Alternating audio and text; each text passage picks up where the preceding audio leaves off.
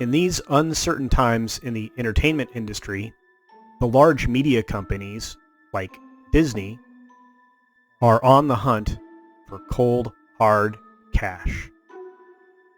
Let's find out where they're getting it from. Ladies and gentlemen, hiss and foes, welcome to the Culture Casino.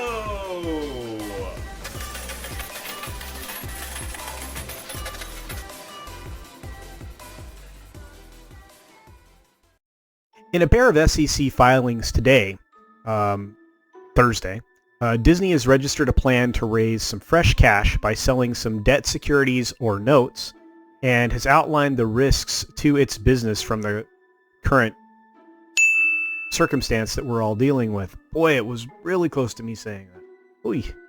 Anyway, the outbreak of the novel thing that we're dealing with and the measures to prevent its spread are affecting our business in a number of ways, which should be considered in connection with an investment in the notes, the company said in its shelf registration of securities. It didn't yet say how much it plans to raise, but the net proceeds of a sale would go to general corporate purposes. Companies from Comcast to Verizon and others are taking advantage of some low interest rates to add cash in uncertain times. Well, of course they are. In a separate 8K filing, which companies use to report unscheduled material events or corporate changes, Disney further elaborated those risks. We have closed our themes parks, suspended our cruises and theatrical shows, delayed theatrical distribution of films both domestically and internationally, and experienced supply chain disruption and ad sales impacts. In addition, there has been a disruption in creation and availability of content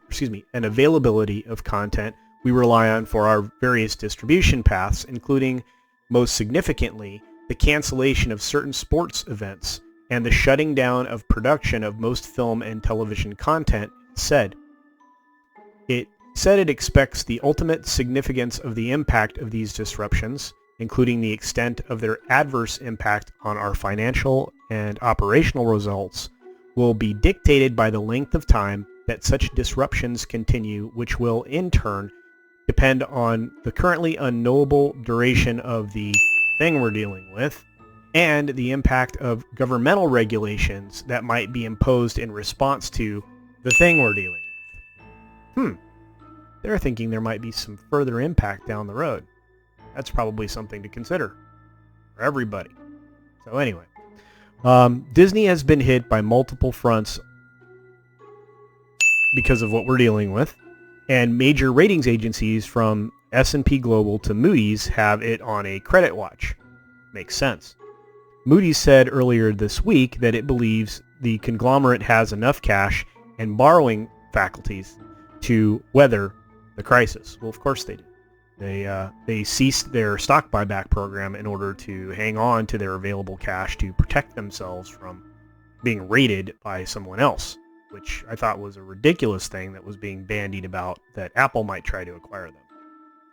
Apple has no opportunity to do that, and I know I'm going off on a tangent, but they have financial concerns of their own in that they aren't going to have a whole lot of people looking at that new iPhone in the next several months, even if they were able to deliver it, because the delivery date was delayed because of, guess what? China. So anyway, moving on, obviously Disney and all of these other media companies are going to be strapped for cash. They are going to need it as soon as possible, and that includes AT&T, it includes Comcast, Universal, it includes all of these other entities. So they're going to go out, they're going to get inexpensive loans, they're going to take whatever government money is being offered, because there will be government money that is offered to these industries. As I covered in a video earlier today, I strongly suspect that just like China is doing, the United States will try to support these industries, from entertainment to the industrial providers.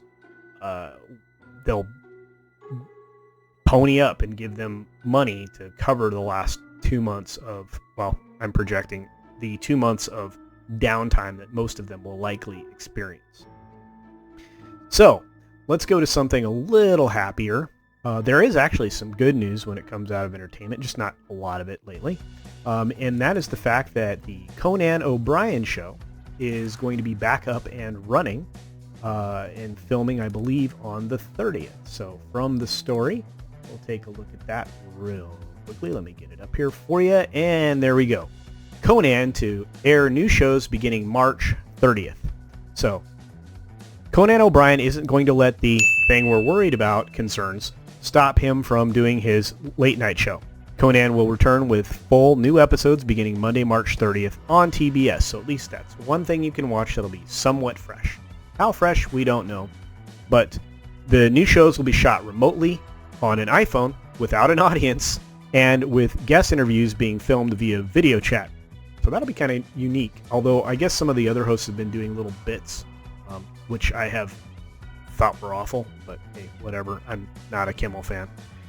Anyway, O'Brien and his production staff will be remaining at home and working from home. So the quality of my work will not go down because technically that's not possible, O'Brien said.